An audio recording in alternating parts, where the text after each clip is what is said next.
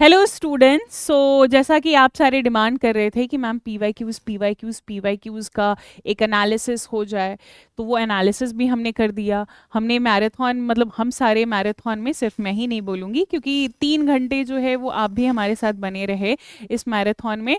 तो फिर क्यों ना इस पीवाई क्यू की सीरीज़ को आगे बढ़ाया जाए और डिफरेंट किया जाए। इंस्टेड कि पीवाई क्यू से हम लोग जो है वो छोटे छोटे कॉन्सेप्ट को जाने, क्यों ना एक पूरा एज ही जो है वो पीवाई क्यूज के थ्रू जाने। यानी जनरली क्या करते हैं, पहले कोई एज पढ़ते हैं, उससे रिलेटेड जो हमारा प्रीवियस ईयर का क्वेश्चन होता है वो करते हैं। बट यहाँ पे जस्ट डिफरेंट करेंगे हम लोग। आज एक एज ब्रिटिश लिटरेचर का बहुत ही इंपॉर्टेंट एज है कॉल्ड रोमांटिसिज्म, उसे हम लोग करेंगे but with the help of P Y Q. तो आइए फिर लेट किस बात की, है ना, देर क्यों करते हैं, आप और हम ज्वाइन करते हैं। लेकिन उससे पहले कि अगर ये वाली सीरीज आपको पीवाई क्यू वाली, यानी ये वाली क्लास स्पेसिफिकली अगर बात कर ले, स्पेशली बात कर ले, तो अगर अच्छा लगा होगा तो आप मुझे बताना कि नेक्स्ट कौन से एज और कौन से टॉपिक को कवर किया जाए पीवाई क्यूज के थ्रू, राइट। आते हैं, और ये रहा है हमारा पहला क्वेश्चन, जहां पे पूछा गया है कि फ्रेंच रेवोल्यूशन कब हुई थी। अब भाई मैम बोले, मैम आपने तो रोमांटिसिज्म बोला था, ये किधर हम लोग वॉर की बात कर रहे हैं, फ्रेंच रेवोल्यूशन। नो वरीज, हम जान लेंगे फ्रेंच रेवोल्यूशन के थ्रू भी रोमांटिसिज्म, क्योंकि फ्रेंच रिवॉल्यूशन का एक काफी ही अच्छा खासा असर पड़ा था हमारे रोमांटिसिज्म के। फिर एक क्वेश्चन होगा कि मैम तो फ्रेंच रिवॉल्यूशन फ्रांस में हुआ, रोमांटिसिज्म तो इधर हो रहा था, इंग्लैंड में हो रहा था, तो फिर किस तरीके से। अरे बताती हूँ, सारी चीजें बताती हूँ, बट पहले क्वेश्चन को देख लेते हैं और उसके बाद हम लोग चीजों को पढ़ेंगे और फिर मैं आपसे वापस से वो क्वेश्चन करूंगी और आप आंसर देना मुझे। क्वेश्चन है, French revolution took place in which year, 1779, 1777, 1789 या फिर 1798, राइट। वैसे करेक्ट आंसर जो है ना इसका आपका होगा 1789, बट कैसे होगा देख लेते हैं। फ्रेंच रिवॉल्यूशन जो है वो 1789 से लगभग ये 10-11 साल तक का ड्यूरेशन होता है, जो कि 1799 में खत्म होता है ये फ्रेंच रिवॉल्यूशन। फ्रेंच रिवॉल्यूशन भले फ्रांस में हो रहा था, लेकिन इसका एक अच्छा खासा असर जो है वो ब्रिटिश लिटरेचर में भी पड़ रहा था, क्योंकि फ्रेंच रिवॉल्यूशन की 3 जो मेन स्लोगन है, that is equality, fraternity and एक चौथा क्या है हमारा, वो आप मुझे बताओगे कमेंट सेक्शन में। तीसरा, नॉट चौथा, वो मुझे आप कमेंट सेक्शन में बताओगे। बट आते हैं, फ्रेंच रिवॉल्यूशन जो है वो एक सोशल एंड पॉलिटिकल अपहीवल था फ्रांस में, जो कि पूरी तरीके से वहां का पॉलिटिकल एंड सोशल सिनेरियो को चेंज कर देता है। इसके कॉजेस क्या थे, political oppression, absolute monarchy under Louis the 16th, no representation of common people, यानी कि कॉमन पीपल को जो है वो पूरी तरीके से दबा दिया गया था मोनार्की, जो कि उस समय किंग कौन थे, हमारे लुई द 16th, जिसकी वजह से यहाँ के लोग जो है इस चीज को बर्दाश्त कर नहीं पा रहे थे और वो एक रेवोल्यूशन लेकर आते हैं। उसी रेवोल्यूशन को यहाँ पे फ्रेंच रेवोल्यूशन बोला गया है, जहां पे वो डिमांड करते हैं कि भाई हमें सोशल इक्वलिटी चाहिए, क्योंकि सोशल इनइक्वलिटी जो है वो इस समय काफी ज्यादा बढ़ रही थी। सोसाइटी जो है वो 3 स्टेट में हमारा यहाँ डिवाइड हो गया था, जिसमें से है पहला स्टेट जहां पे क्लार्जी लोग, यानी सबसे ज्यादा जो प्रिविलेज्ड हुए और उनके मतलब उन्हें कोई टैक्स भी देना नहीं पड़ता है, वो फर्स्ट कैटेगरी में यानी फर्स्ट स्टेट में आते हैं। सेकंड में आपके कौन हो जाते हैं, नोबिलिटी, जो कि ये भी प्रिविलेज्ड है और अधिकतर टैक्सेस से इन्हें भी हटा दिया जाता है, यानी ये भी टैक्स पे नहीं करते हैं। फिर फोर्थ में आते हैं हमारे थर्ड स्टेट, यानी कॉमन लोग, कॉमन पीपल, ऑर्डिनरी पीपल, और सबसे ज्यादा टैक्स जो है वो यही पे करते हैं, ये प्रिविलेज्ड नहीं होते। तो ऑब्वियस सी बात है कि जिनकी कमाई कम होगी, जिनसे ज्यादा टैक्स आप वसूलोगे, तो ये कहीं ना कहीं इक्वलिटी की तो बात करेंगे ही करेंगे, कहीं ना कहीं एक रेवोल्यूशन निकलेगा, और इसी रेवोल्यूशन को हम फ्रेंच रेवोल्यूशन की बात के नाम से जानते हैं। अब आते हैं कि ये फ्रेंच रेवोल्यूशन जो है वो किस तरीके से हमारे ब्रिटिश लिटरेचर, स्पेशली रोमांटिसिज्म को इन्फ्लुएंस किया है। इसका कोर आइडिया था लिबर्टी, यानी हमें फ्रीडम चाहिए, किससे? ये जो आप हमें ऑप्रेस कर रहे हो, हमें दबा रहे हो, उससे फ्रीडम चाहिए, अपनी आइडेंटिटी हम बिल्ड करना चाहते हैं। सेकंड है इक्वलिटी, यानी ऊपर के जो दो स्टेट है दैट इज क्लर्जी मैन वगैरह जो है, जो कि प्रिविलेज है और जो टैक्स नहीं देते हैं, उसके बराबर की हमें इक्वलिटी दो, या फिर उन्हें हमारे जैसा या फिर हम उन्हें जैसा, यानी सबके बराबर, जो मतलब कि सभी को एक इक्वल वे में ट्रीट किया जाए, या फिर सोशल हो, पॉलिटिकल हो, लीगल हो, राइट। एंड फ्रैटर्निटी यानी ब्रदरहुड की यहाँ पे बात की गई है कि पूरे सिटीजन में, फ्रांस में जितने भी सिटीजन है सब में एक जो है वो ब्रदरहुड का रिलेशनशिप होना चाहिए, एक अच्छा खासा यूनिटी होना चाहिए। और यही बात तो हमारा रोमांटिसिज्म भी करता है। रोमांटिसिज्म की क्या मेन इंपॉर्टेंट थीम है जो कि फ्रेंच लिटरेचर बोलता है? Freedom to express. यहाँ पे राइटर्स जो है वो अपना एक्सप्रेस कर रहे थे थॉट थ्रू पोएट्रीज। साथ ही साथ फ्रेंच लिटरेचर में क्या बात की गई है? फ्रेंच लिटरेचर में इंडिविजुअलिटी की भी बात की गई है, जो आपको रोमांटिसिज्म में भी मिल जाएगा, that is in spirit of freedom and individual right. साथ ही साथ वहां पे कॉमन लोगों का जो है वो एक तरीके से भरास निकला, और इंपॉर्टेंस में किसे रखी गई? इंपॉर्टेंस में जो है वो कॉमन पीपल को रखा गया। यहाँ पे भी जो पोएट्री लिखा गया था वो भारी भरकम लैंग्वेजेस नहीं थे, बल्कि यहाँ के भी पोएट्री जो है वो ऑर्डिनरी आम यानी आम जनता का ही लैंग्वेज था, जो कि आपका बिल्कुल डिफरेंट था न्यू क्लासिकल एज से, जो कि रोमांटिसिज्म के पहले था। यानी connection to the nature and to common man also. Political radicalism in poetry, reaction of violence and delusionment, and emphasis on emotion and imagination, जो कि सबसे इंपॉर्टेंट है कि आप जैसा फील कर रहे हो आप वैसा बताओगे, आप वैसा दर्शाओगे। ये फ्रेंच रिवॉल्यूशन में भी था कि वो जैसा फील कर रहे थे, उन्हें लग रहा था कि वो अनइक्वल है, इनइक्वल है, उन्हें किसी भी वे में जो है वो ढंग का ट्रीट नहीं किया जा रहा था, और वो एक्सप्रेस करते थ्रू अ रेवोल्यूशन।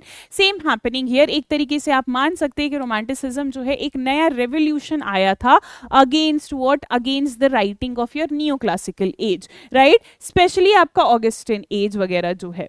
तो इस हिसाब से हमारा पहला क्वेश्चन का करेक्ट आंसर हो जाएगा 1789।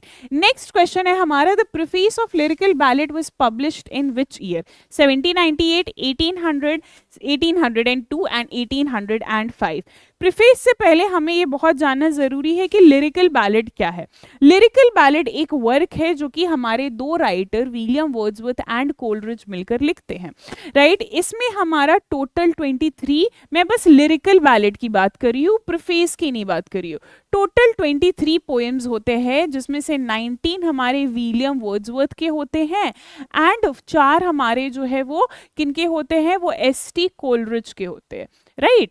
और इसमें क्या होता है? इसमें भी थीम आपका कॉमन लोगों का ही थीम रहता है। ये जो वर्क है वो आता है 1798 में, जो कि पूरी तरीके से एक रेवोल्यूशन लेकर आता है लिटरेचर में।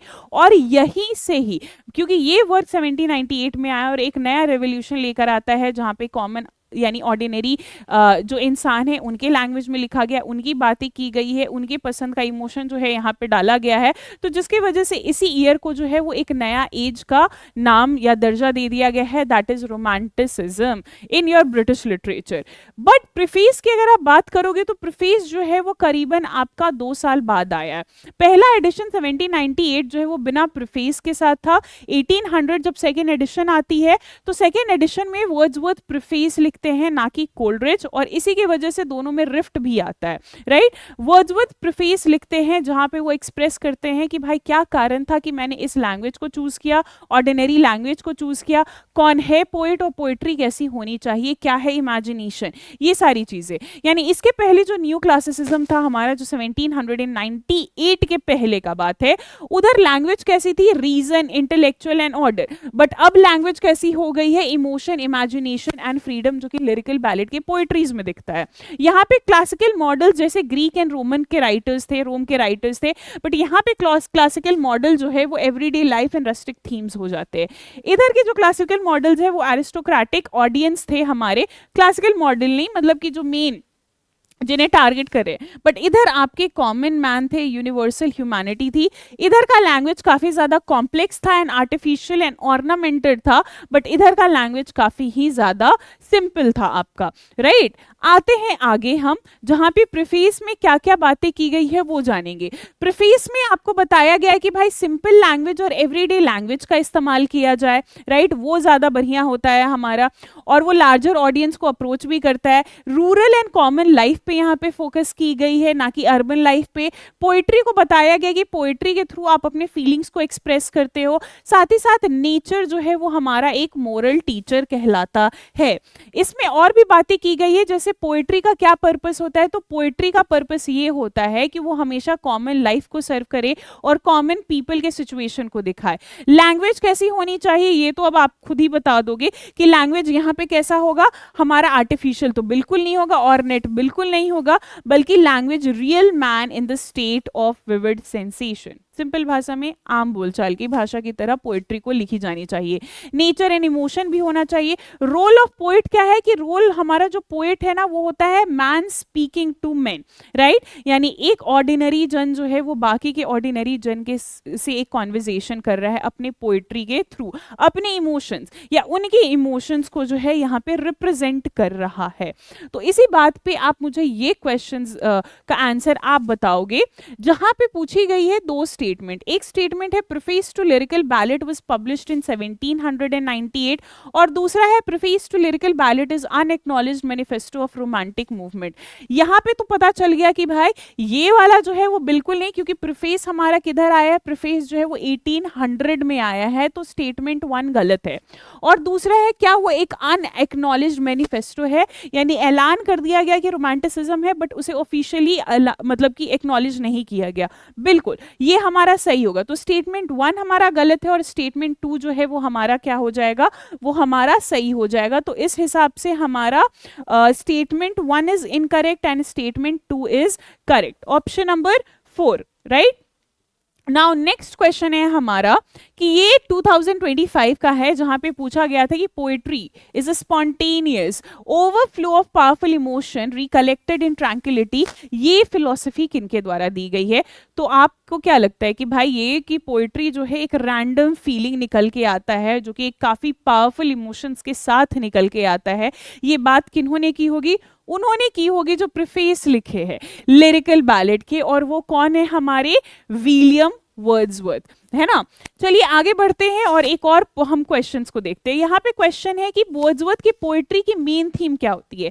क्या वो अर्बन लाइफ है, क्या वो नेचर है, क्या वो रस्टिक लाइफ है, या फिर आर्टिफिशियल लाइफ है? ये तीनों ही हमारा नहीं होगा, बल्कि वो नेचर को वर्शिप करते थे, तो हमेशा नेचर को ही फेवर करते थे, तो नेचर ही हमारा क्या हो जाएगा? नेचर ही हमारा करेक्ट आंसर हो जाएगा। नाउ ये क्वेश्चन है, ये क्वेश्चन को डील करने से पहले हम जानेंगे कि ये वर्ड्सवर्थ है कौन और क्या क्या इनकी इंपॉर्टेंट राइटिंग है, तो फिर हम डैफोडिल्स पे पहुंचेंगे। वैसे तो क्वेश्चन का आंसर आपको मैंने बता ही दिया, वर्ड्सवर्थ को इधर टैग करके। जानते हैं क्या है हमारे वर्ड्सवर्थ? वर्ड्सवर्थ को पोएट ऑफ नेचर बोला जाता है, क्योंकि जिस तरीके से ये नेचर को डिफाइन किया है, कोई भी ऐसे राइटर नहीं है जो कि नेचर को इस तरीके से डिफाइन किया है। He used to worship nature and treat nature as if like it is Wordsworth, यानी इट इज हिमसेल्फ, है ना। और ये तो आपको पता ही है, लैंग्वेज ऑफ कॉमन मैन, ये पोएट लॉरिएट भी बने थे, जो कि एक ऑफिशियल रॉयल पोजीशन दी जाती है राइटर्स को इन 1843, राइट। और इन्होंने क्या किया था? He moved from the radical ideas and conservative views वगैरह जो है वो ये प्रमोट नहीं करते थे। ही डाइड इन 1850 और उसके बाद इनकी फेमस वर्क प्रिल्यूड जो है वो पब्लिश होती है पोस्टमसली। वर्क में आपका लिरिकल बैलेट जो कि कोलरिज के साथ का कोलैबोरेशन था, Preface to Lyrical Ballad 1800, Prelude 1850 और पोएम्स जैसे कि Tintern Abbey, Ode, Intimations of Immortality, Solitary Reaper, Michael, Lucy poems जिसमें 5 पोएम्स आते हैं, डैफोडिल्स जिसकी क्वेश्चन थी, जिसे एक और नाम से जाना जाता है I wandered lonely as a cloud, right. ये हमारे वर्ड्सवर्थ हो गए।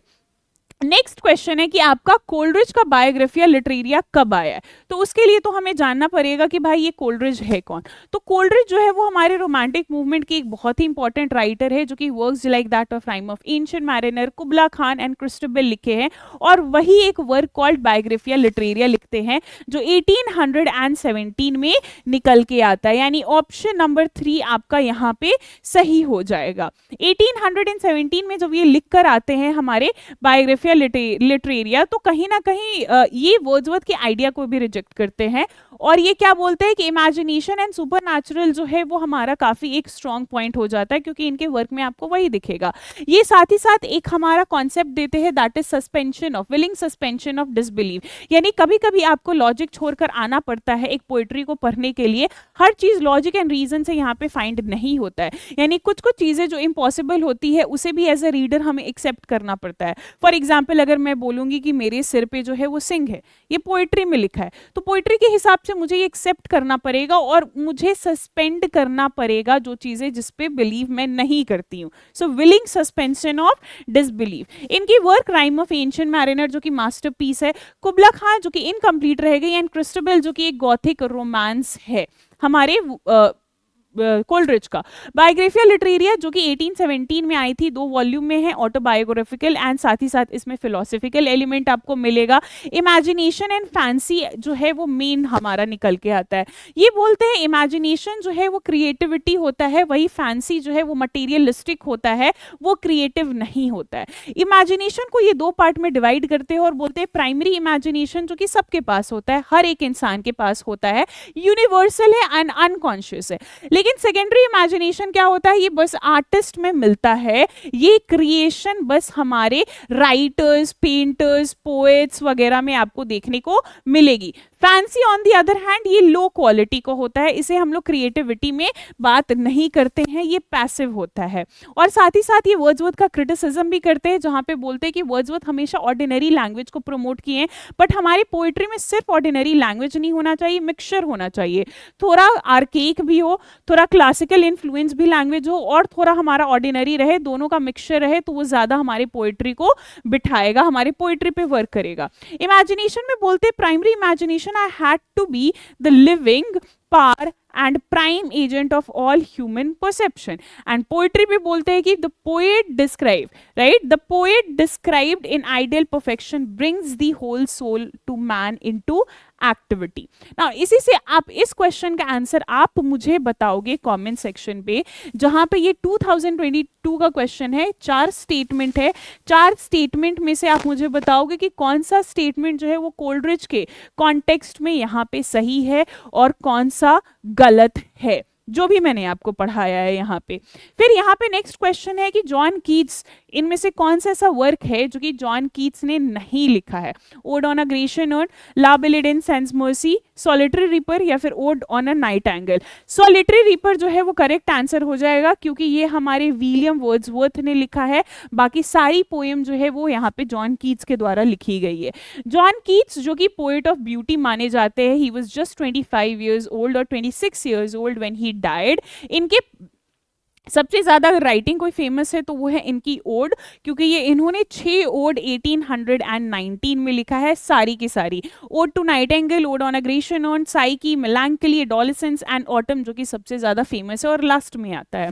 एंडिम्यो जो कि a thing of beauty joy for ever, इसी में ही आता है। हाइपरियन, फॉल ऑफ हाइपरियन, ये अनफिनिश्ड रह जाती है। इसके अलावा ला बिलिड इन सेंस मर्सी, Isabella, the Eve of Saint Agnes, Bright Star, very beautiful sonnet it is. And ये लेटर्स भी अपने भाइयों को लिखे थे ना। जो भाइयों की लेटर्स की बात की जाएगी तो उन्होंने ना अपने भाई को जब लेटर लिखा तो उसमें एक टर्म का मेंशन किया था, दैट इज नेगेटिव कैपेबिलिटी। ये क्या होता है, और ये नेगेटिव कैपेबिलिटी जो है वो हमारे भले कोलरिज ने दिया है, जो कि आपका 2025 का क्वेश्चन रहा है, बहुत ही इंपॉर्टेंट है। और इसी से रिलेटेड हमारा 2022 में भी क्वेश्चन था, जहां पे पूछा गया है whom did John Keats regard as a prime example of negative capability, यानी किन्हें नेगेटिव कैपेबिलिटी का प्राइम एग्जाम्पल मानते हैं हमारे जॉन कीट्स। तो पहले जानते हैं नेगेटिव कैपेबिलिटी क्या होता है। Negative capability is actually a thing जहां पे राइटर डिसाइड नहीं कर पाते हैं कि आगे क्या लिखना है। जैसे कुछ ऐसे सीन होते हैं जहां पे राइटर कंफ्यूज हो जाते हैं और उन्हें कंक्लूजन नहीं मिलता है, तो वैसे सीन्स को छोड़ देना चाहिए जो कि काफी ज्यादा एम्बिगुअस है, यानी एक से ज्यादा मीनिंग वो निकाल रहा है। तो आप एज अ राइटर आप उसे छोड़ दे, ये रीडर पे डिपेंड करेगा कि किस तरीके से वो मीनिंग को परसीव कर रहा है। मैं वापस से रिपीट कर रही हूँ कि कभी कभी राइटर वर्क को लिखते हैं तो उन्हें उस वर्क का कंक्लूजन नहीं मिल पाता है, या कुछ ऐसे सीन लिखते हैं जहां पे एक से ज्यादा मीनिंग क्रिएट हो रही है, तो ये राइटर को टेंशन छोड़ देना चाहिए और ये पूरा का पूरा जो है वो वर्क को वैसे ही रहने देना चाहिए instead of finding any conclusion. इसी चीज को नेगेटिव कैपेबिलिटी बोलते हैं, और इसका प्राइम एग्जाम्पल वो विलियम शेक्सपियर को मानते हैं, क्योंकि विलियम शेक्सपियर के वर्क में जितनी इंटरप्रिटेशन निकली है वो किसी और के राइटर के वर्क में अब तक नहीं निकली है। फॉर एग्जाम्पल टेम्पेस्ट को आप एज अ कॉमेडी भी पढ़ सकते हो, आप एज अ फेमिनिस्ट वर्क भी, एंटी फेमिनिस्ट वर्क भी पढ़ सकते हो, साथ ही साथ आप उन्हें जो है वो पोस्ट कॉलोनियल और कॉलोनियल का भी एग्जाम्पल आप इसे ले सकते हो। ऐसे बहुत सारी आपको वर्क मिल जाएगी शेक्सपियर की, right. So it's what, it's the ability of a poet और artist to accept uncertainty, mystery, doubt without trying to logic explanation of everything, and he considered Shakespeare as the prime example। तो यहाँ पे क्या हो जाएगा, यहाँ पे question number 3 हमारा सही होगा। नॉट टू फॉरगेट कि आपको जो है वो एक क्वेश्चन का आंसर करना है, और यहाँ पे ये क्वेश्चन कौन है, यहाँ पे ये क्वेश्चन है थिंग्स रिलेटेड टू हमारे कोल्ड्रिच का आइडिया। इसकी स्क्रीनशॉट ले लो और कमेंट सेक्शन में मुझे बताना कि क्या होगा सही आंसर। नहीं समझ में आएगा वापस से मुझे टेलीग्राम पे मैसेज करना, मैं समझा दूंगी।